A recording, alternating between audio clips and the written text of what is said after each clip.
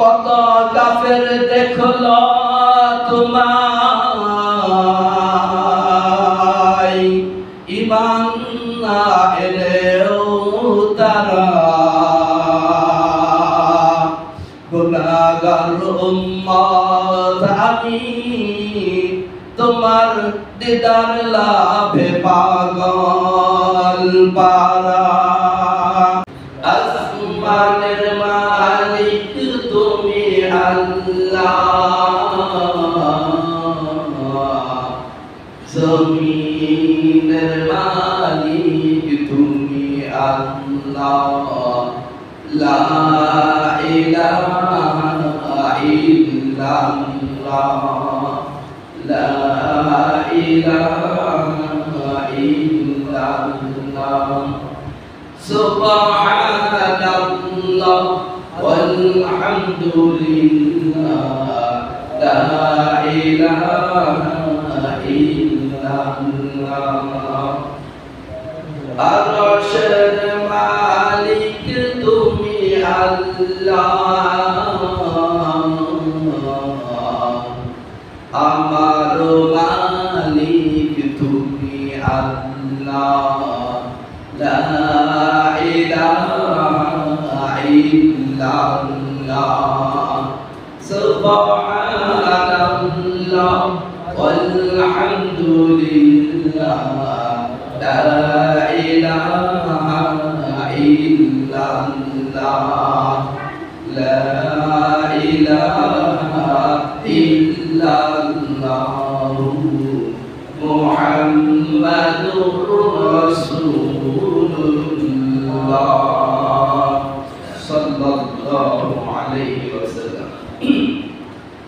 মুহতারাম মুসলিমিনে কেরাম, আল্লাহ তাআলার দরবারে অসংখ্য অগণিত শুকরিয়া বাড়ি জ্ঞাপন করছি, যিনি আমাদেরকে এই ফিতনা ফাসাদের জমানায় দুনিয়ার সমস্ত ঝামেলা থেকে মুক্ত করে তার গুরুত্বপূর্ণ বিধান পবিত্র জুমার নামাজ আদায় করার জন্য আগে আগে মসজিদে আসার তৌফিক দান করেছেন।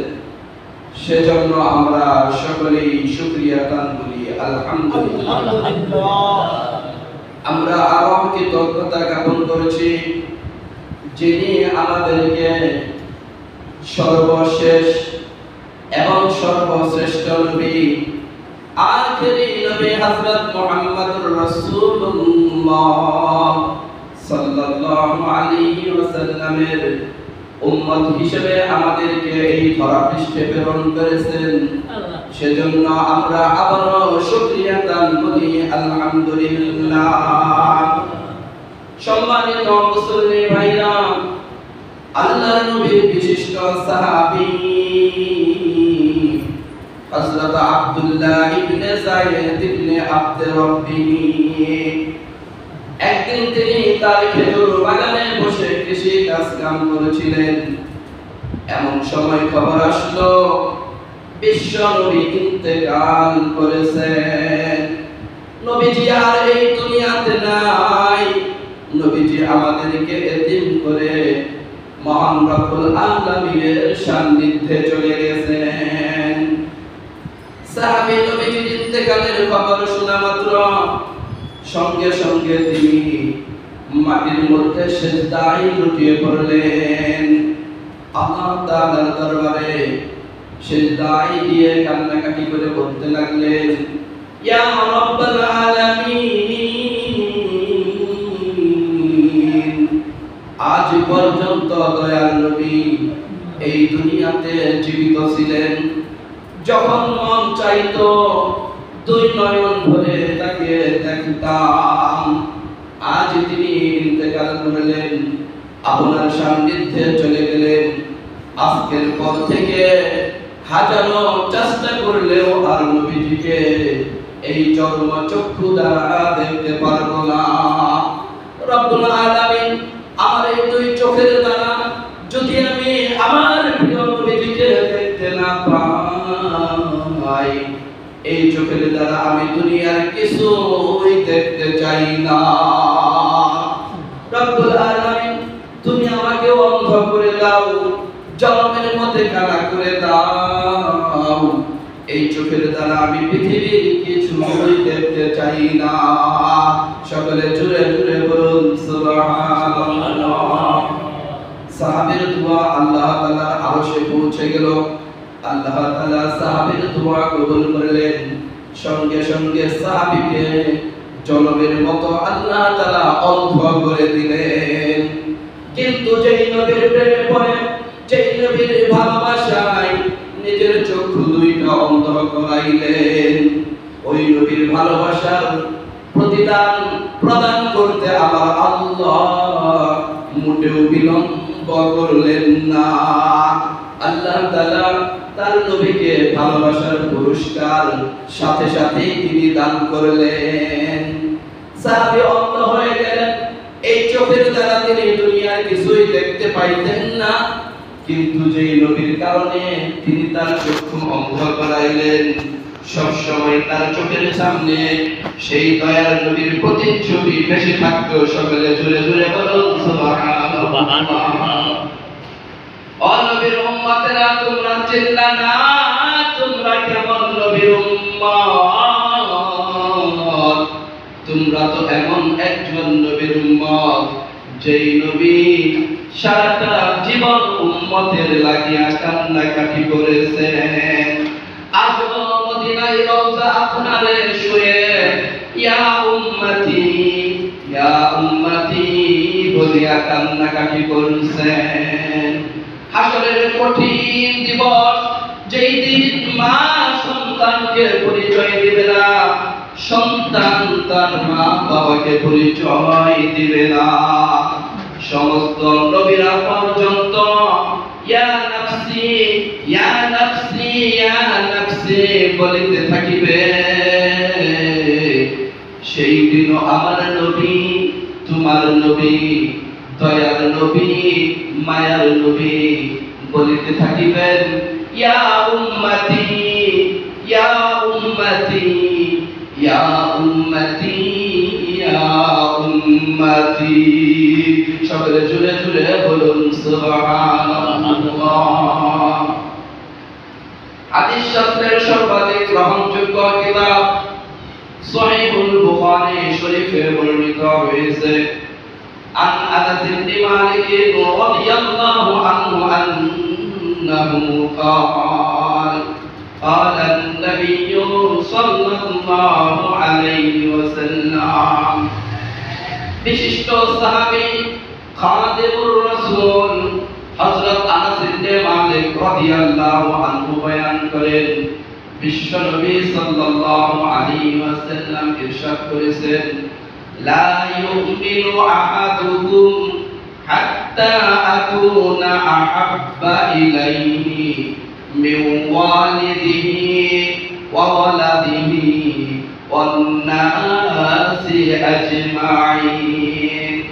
তোমরা ততক্ষণ পর্যন্ত পাক্কা ঈমানদার হতে পারবে না যতক্ষণ না তোমরা আমি নবীকে তোমার মা বাবার চাইতে, তোমার সন্তান সন্ততির চাইতে, গোটা পৃথিবীর সমস্ত মানুষের চাইতে আমি নবীকে বেশি মহব্বত না করবে। অত্যন্ত গুরুত্বপূর্ণ হাদিস। নবীজি বলতেছেন যে আমাদের নবীকে প্রত্যেকটা মানুষ সবকিছুর চাইতে আমাদের নবীকে বেশি মহব্বত করতে হবে, নিজের মা বাবার চাইতে বেশি ভালোবাসতে হবে, স্ত্রী সন্তানদের চাইতে বেশি ভালোবাসতে হবে, টাকা পয়সা গাড়ি বাড়ি ব্যবসা বাণিজ্য দল মত সবকিছুর ঊর্ধ্বে সবচেয়ে বেশি ভালোবাসতে হবে দয়ার নবীকে। যারা ভালোবাসতে পারবে তারা পরিপূর্ণ ঈমানদার হতে পারবে। যাদের ভালোবাসায় ঘাটতি থাকবে, কমতি থাকবে, তাদের ঈমানের মধ্যেও দুর্বলতা থাকে। এই হাদিস শোনার পরে আল্লাহর নবীর বিশিষ্ট সাহাবী হযরত ওমর ইবনে খাত্তাব রাদিয়াল্লাহু তাআলা আনহু দাঁড়িয়ে গেলেন, ইয়া রাসূলুল্লাহ, আমি ওমর আপনাকে দুনিয়ার সবকিছুর চাইতে বেশি মহব্বত করি, আমার মা বাবার চাইতে বেশি মহব্বত করি, আমার স্ত্রী সন্তানদের চাইতে বেশি মহব্বত করি, টাকা পয়সা অর্থ করি ব্যবসা বাণিজ্য যা কিছু রয়েছে সবকিছুর চাইতে বেশি ভালোবাসি।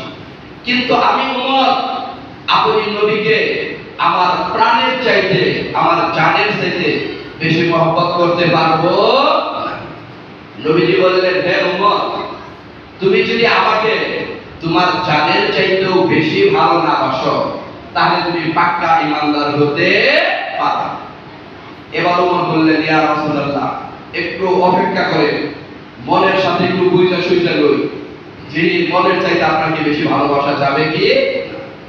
একটু গভীরভাবে চিন্তা ভাবনা করে পরে উমর ঘোষণা দিলেন, ইয়া রাসূলুল্লাহ, আজকের পর থেকে আমি উমর আপনাকে আমার প্রাণের চাইতেও বেশি মহব্বত করি। সকলে বলেন সুবহানাল্লাহ।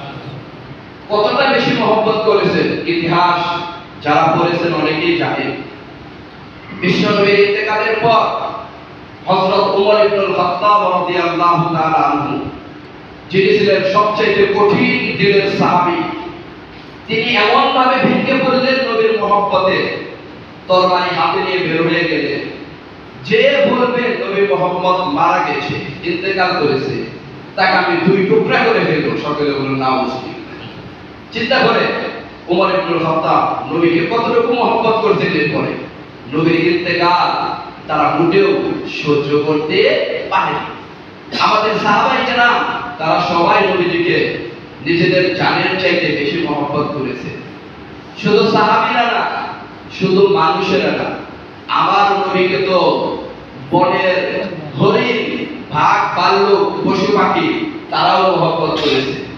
জংলা, গাছ, বিভিন্ন গাছ, এগুলাও নবীকে সবচেয়ে বেশি মহব্বত করেছে। বুখারী এবং তিরমিজি শরীফের হাদিস আমরা পড়াই, আপনাদের মাদ্রাসায় হাদিস পড়ানোর সৌভাগ্য হয়। আপনি যে পড়াইছি, এই যে আমরা যে জিনিসটাই বসে আমরা আলোচনা করি, খুতবা দেই, এটাকে আমরা বলি মিম্বার। কি বলি? মিম্বার। মসজিদে নববীতে প্রথম অবস্থায় এরকম কোনো মেম্বার ছিল না। আমি আপনাদের এখানে গত বছর আসছি, এখানে এরকম মেম্বার ছিল না। আলহামদুলিল্লাহ, আপনারা সংগ্রহ করেছেন সুন্দর একটা মেম্বার। তো নবীজি প্রথম অবস্থায় একটা খেজুর গাছের মধ্যে হেলান দিয়ে ধরে তিনি খুতবা দিলেন, আলোচনা করতেন হাদিসের কথা। নবীজির এই অবস্থা দেখা একজন বিশিষ্ট মহিলা সাহাবী, ইসলাম ধর্মে মহিলাদেরও অনেক অবদান আছে, নারী সমাজেরও অনেক অবদান ইসলামে রয়েছে। সেই মহিলা সাহাবী নবীর কাছে আবেদন করতেছেন, ইয়া রাসূলুল্লাহ, আমার তো অনেক কাঠ মিস্ত্রি আছে, আমি কাঠ মিস্ত্রির কাজ কাম করাই, তো আপনি যদি অনুমতি দেন, আপনার জন্য আমি সুন্দর একটা মেম্বার বানাইতে পারি, একটা মেম্বার বানাইতে পারি। নবীজি বললেন, মাশাআল্লাহ, খুব সুন্দর উদ্যোগ তোমার, ঠিক আছে, তুমি মসজিদে নববীর জন্য সুন্দর একটা মেম্বার বানিয়ে দাও। পরে ওই মহিলা তার যে কর্মকর্তা কর্মচারী রয়েছে, কাঠ মিস্ত্রি, তাদের মাধ্যমে সুন্দর একটা মেম্বার বানিয়ে মসজিদে নববীতে রাখা হলো। যেদিন মেম্বার রাখা হলো, এখন তো আর ওই খেজুর গাছটার প্রয়োজন নাই, যে একটা খেজুর গাছে হেলান দিয়ে নবীজি ধইরা তিনি খুতবা প্রদান করতেন, ওই গাছটার তার প্রয়োজন নাই। ওই গাছটাকে সাহাবীরা মসজিদের পাশে ফেলে দিলেন।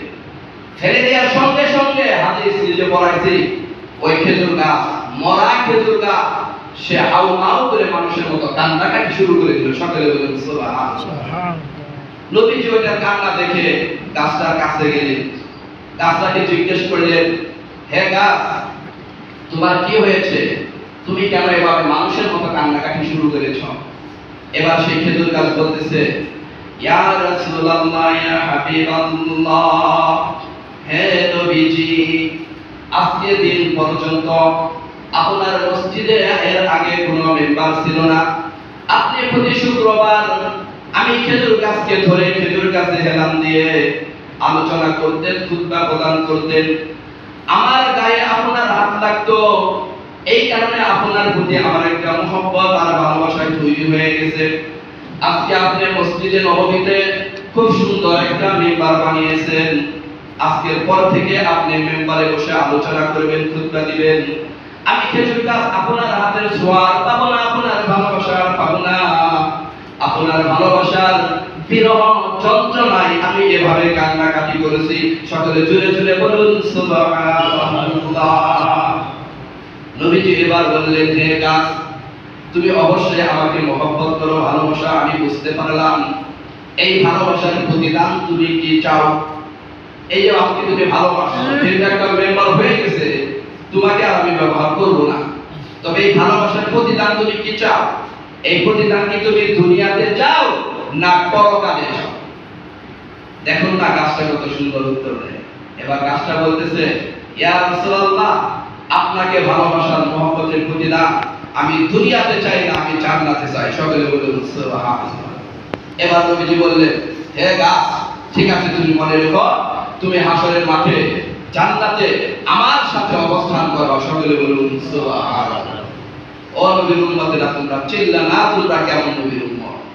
যেই নবীকে জঙ্গলার হরিণ পর্যন্ত মহব্বত করেছে, গাছপালা তরুলতা তারা মহব্বত করেছে, কিন্তু আমরা শ্রেষ্ঠ নবীর সর্বশ্রেষ্ঠ উম্মত হয়ে আমরা নবীজিকে চিল্লা।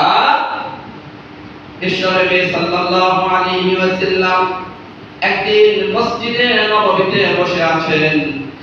এক জায়গায় কাফেরদের বিরুদ্ধে যুদ্ধে যাবেন, জিহাদে যাবেন। সাহাবায়ে কেরামকে আহ্বান জানিয়েছেন, যার যার সামর্থ্য রয়েছে, যার বাড়িতে উপযুক্ত পুরুষ মানুষ রয়েছে, তারা অবশ্যই জিহাদে অংশগ্রহণ করবে। এমন সময় একজন মহিলা সাহাবী, তিনি তার কোলের শিশু, দুধের শিশু কোলে করে বিশ্ব নবীর দরবারে এনে উপস্থিত করলেন। ইয়া রাসূলুল্লাহ, ইয়া হাবিবাল্লাহ, আমার বাড়িতে আমার স্বামী নাই, উপযুক্ত কোনো ছেলে নাই, আমিও মহিলা মানুষ, জিহাদে যেতে পারছি না, দয়া করে আপনি যদি আমার এই কোলের শিশুটাকে জিহাদের ময়দানে নিয়ে যেতেন, আমি বড় খুশি হতাম।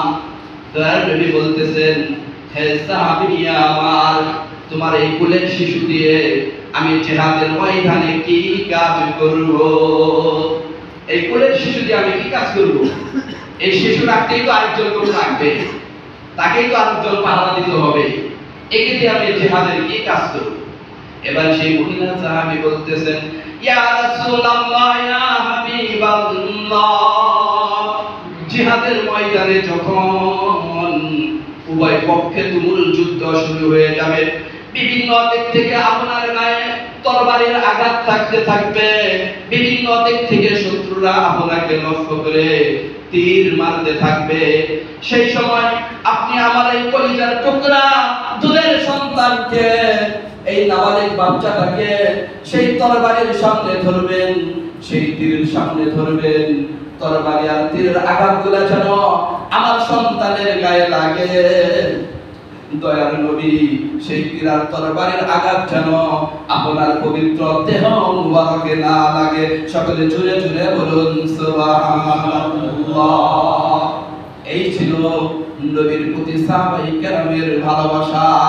প্রত্যেকটা সাহাবী নবীজিকে নিজেদের জান, মাল, ইজ্জত, আবরু সবকিছুর চাইতে বেশি মহব্বত করেছেন। ঠিক না ভাই? প্রিয় বন্ধুরা আমার, আমরা তো নবীজির উম্মত, অবশ্যই আমাদেরকে আমাদের সবকিছুর চাইতে এই দয়ার নবীকে বেশি ভালোবাসতে হবে, বেশি মহব্বত করতে হবে। প্রিয় বন্ধুরা আমার, আমরা অবশ্যই মহব্বত করি, কম আর বেশি। আবার এই যুগে নবীর মহব্বতের নামে অনেক শরীয়ত বিরোধী কার্যকলাপও হয়। নবীর নামে অনেকে আশিকে রাসূল বিশ্ব সম্মেলন করে, নবীর নামে অনেকে গান বাজনা করে, ঢোল ডগরি বাজায় নবীর নামে, নবীর নামে রাত ভরা বিভিন্ন নর্তকী এনে, নায়িকা এনে, বিভিন্ন গীতিকার এনে তাদেরকে নাচানাচি করে, গান বাজনা করে, এটাকেও তারা নবীর মহব্বত বলে চালিয়ে দেয়। ঠিক না ভাই? ঠিক। বেশি দূরে যেতে হবে না, আমার বাড়ি ভৈরব, আমাদের ভৈরবের এরকম ভণ্ড বিশ্বাস আছে, যাদের দরবারে এই নবীর নামে এই মমতাজের মতো নর্তকী এনে নাচানো হয়, গান করানো হয়। ঠিক না ভাই? ঠিক। এই এলাকার অনেকেই জানেন, অনেকে হয়তো গান দেখার জন্য যায় না, মেলা দেখার উদ্দেশ্য হলেও যায়, যেহেতু অনেক বড় সড় একটা মেলা। তো নবীকে মহব্বত করা, নবীকে ভালোবাসা, এই কথাটার অর্থ কি এটাও আমাদের বোঝা দরকার। পবিত্র কালামুল্লাহ শরীফে আল্লাহ রাব্বুল আলামিন ইরশাদ করেছেন, আউযু বিল্লাহি মিনাশ শাইতানির রাজীম, বিসমিল্লাহির রহমানির রহিম, কুল ইন কুনতুম তুহিব্বুনাল্লাহ ফাত্তাবিউনি ইউহিব্বুকুমুল্লাহ। কুল, হে নবী আপনি বলে দেন, ইন কুনতুম তুহিব্বুনাল্লাহ, তোমরা যদি আল্লাহকে ভালোবাসতে চাও, ইন কুনতুম তুহিব্বুনাল্লাহ ফাত্তাবিউনি, তাহলে আমি নবীর অনুসরণ করো। আমি নবীর কি করো? অনুসরণ করো। তাহলে যারা নবীর অনুসরণ করবে, অনুকরণ করবে, যারা নবীর সুন্নতগুলো আমল করবে, তারাই আল্লাহ এবং রাসূলকে ভালোবাসে। আর যারা নবীর অনুসরণ করে না, নবীর সুন্নত মানে না, নামাজ কালাম পড়ে না, তারা মুখে যতই বলুক আমরা আশিক রাসূল, তারা প্রকৃত অর্থে আমার নবীকে মহব্বত করে। হাদিস শাস্ত্রের সর্বাধিক গ্রহণযোগ্য কিতাব আসাহুল কুতুবি বাদা কিতাবিল্লাহ, সহিহুল বুখারী, সহিহ মুসলিম শরীফ সহ হাদিসের প্রায় সমস্ত কিতাবেই বর্ণিত।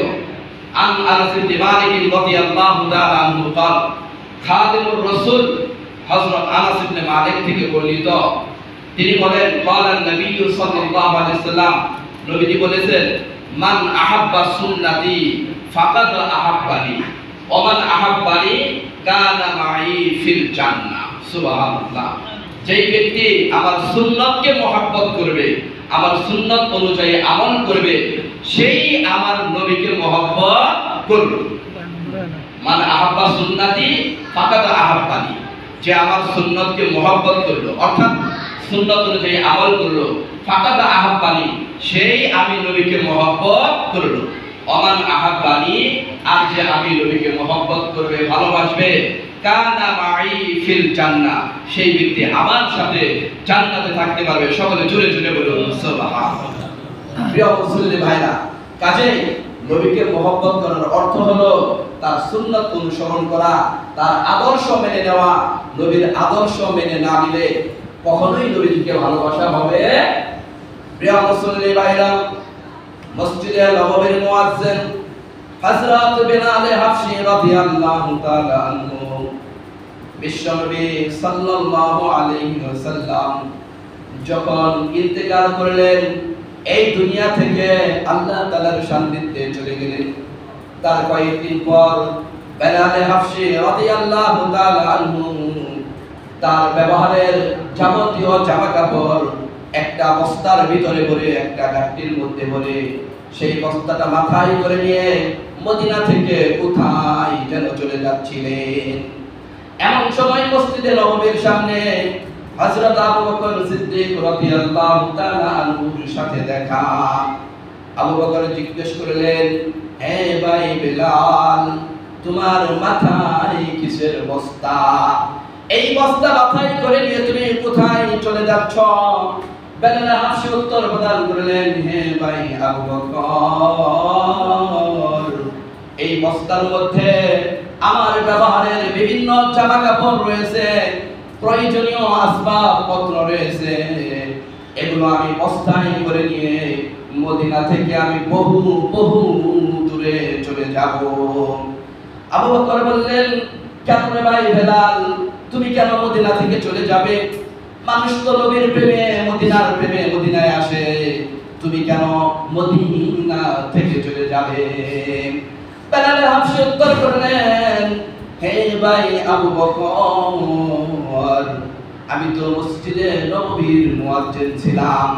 এতদিন পর্যন্ত আমি যখন 5 ওয়াক্ত নামাজের আযান প্রদান করতাম, আমার আযানের ডাক শুনে বিশ্বনবী রাহমাতুল লিল আলামিন তিনি মসজিদে নববীতে এসে ইমামতি করতেন।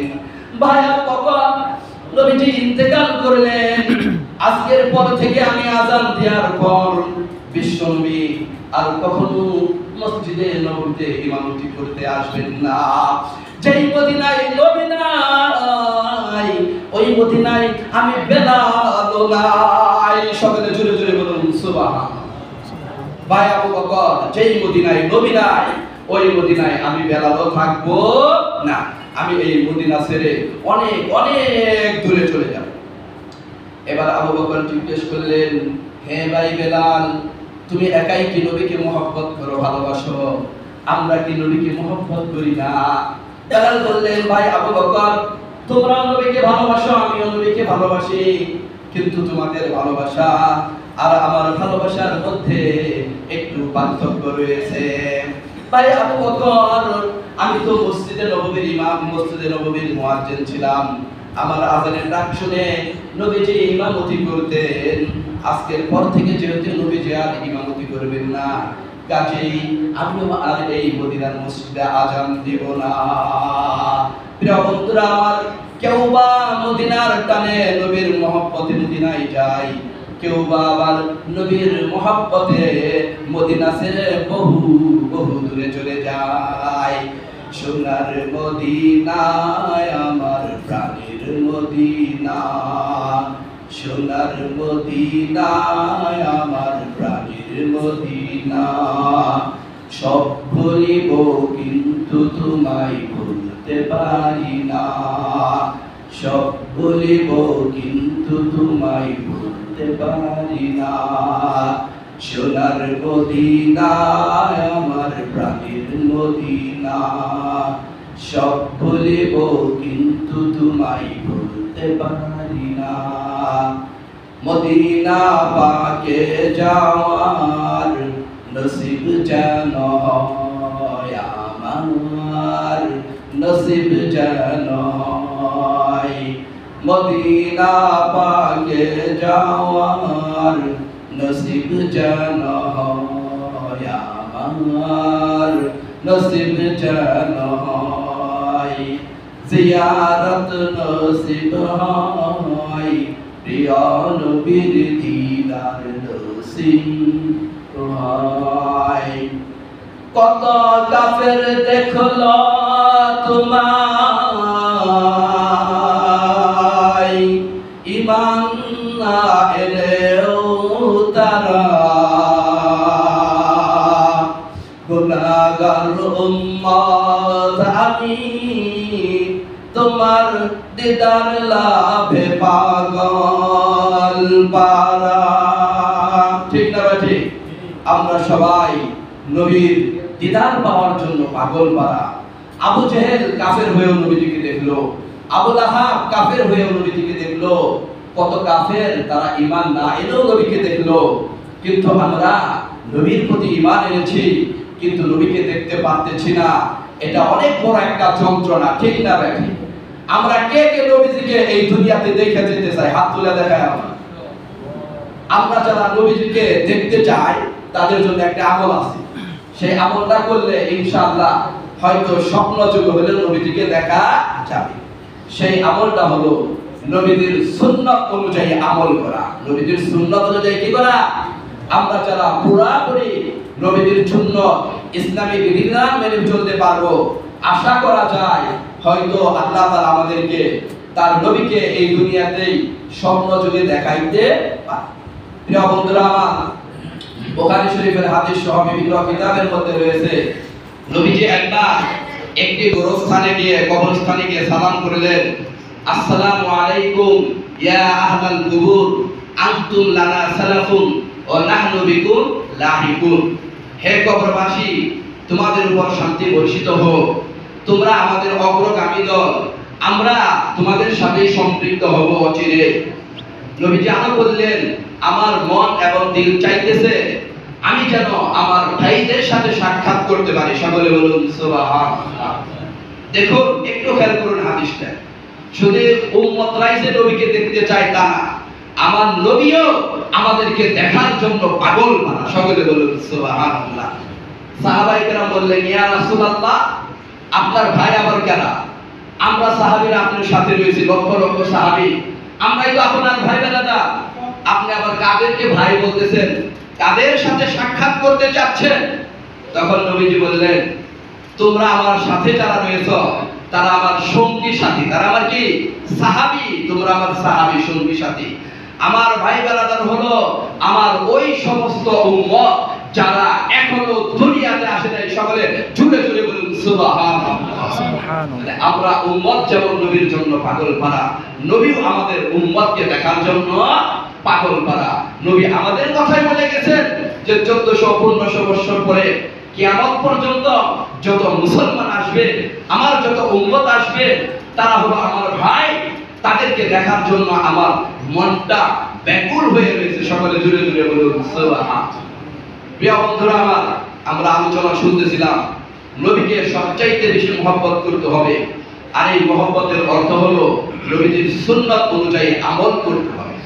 আমরা নবীকে মহব্বত করব, কোনো সমস্যা নাই, নবীর সুন্নাত আমল করব, কোনো সমস্যা নাই, সবটাই আমরা রাজি আছি সবাই, ঠিক না ভাই? কিন্তু নবীকে মহব্বত করলে বা তার আদর্শ মেনে চললে আমাদের কি লাভ হবে, কি সওয়াব হবে? হাদিসের বিভিন্ন কিতাবে রয়েছে, হযরত আব্দুল্লাহ ইবনে মাসউদ রাদিয়াল্লাহু তাআলা আনহু থেকে বর্ণিত, তিনি বলেন, একবার এক গ্রাম্য সাহাবী, বেদুইন সাহাবী নবীজির দরবারে আসলেন, ইয়া রাসূলুল্লাহ, ওই সকল মানুষ সম্পর্কে আপনার কি মন্তব্য যারা আপনাকে মহব্বত করে, আপনাকে ভালোবাসে, কিন্তু এখনো দুনিয়াতে আসে নাই, আপনার সাক্ষাৎ তারা পায়নি? তখন নবীজি বললেন, আল মারউ মা'a মান আহাব্বা, যার সাথে যার মহব্বত তার সাথে তার কিয়ামত। সকলে বলুন সুবহানাল্লাহ। আনাস রাদিয়াল্লাহু আনহু বললেন, এই হাদিস শুনে আমরা এই পরিমাণ খুশি হলাম, এই পরিমাণ আনন্দিত হলাম, জীবনে কখনো এরকম আনন্দিত হইনি। কারণ আনাস বলতেছেন যে আমরা তো সবচেয়ে বেশি ভালোবাসতাম নবীকে, তারপরে ভালোবাসতাম আবু বকরকে, হযরত ওমরকে, কিন্তু আমরা তো কেউই তাদের মতো আমল করতে পারি না। এই হাদিস দ্বারা আমরা বুঝতে পারলাম আমরা হাসরের মাঠে নবীর সাথে থাকতে পারবো, আবু বকরের সাথে থাকতে পারবো, ওমরের সাথে থাকতে পারবো। সকলে বলুন সুবহানাল্লাহ। কাজে আমাদের জন্য উচিত নবীকে মহব্বত করা, নবীর যারা ওয়ারিস হযরত উলামায়ে কেরাম রয়েছেন তাদেরকে মহব্বত করা, তাদেরকে ভালোবাসা। কখনোই কোন অবস্থাতেই আমরা উলামায়ে কেরামের বিরুদ্ধে অবস্থান করব না, নিজের ব্যক্তিগত স্বার্থের জন্য, দেশের জন্য, দলের জন্য কখনোই কোনোভাবেই আমরা আলেমদের বিরুদ্ধে যাব না, উলামায়ে কেরামের বিরুদ্ধে যাব না। সবসময় আমরা নবীকে মহব্বত করব, নবীর ওয়ারিসদেরকে, আলেম ওলামাদেরকে মহব্বত করব। আল্লাহ তাআলা আমাদের সবাইকে যাহা কিছু আলোচনা হলো এগুলোর ভুল ত্রুটি ক্ষমা করে এগুলোর উপর আমাদেরকে পরিপূর্ণভাবে আমল করার তৌফিক দান করুন। আমিন। ওয়া আখিরু দাওয়ানা আলহামদুলিল্লাহি রাব্বিল আলামিন।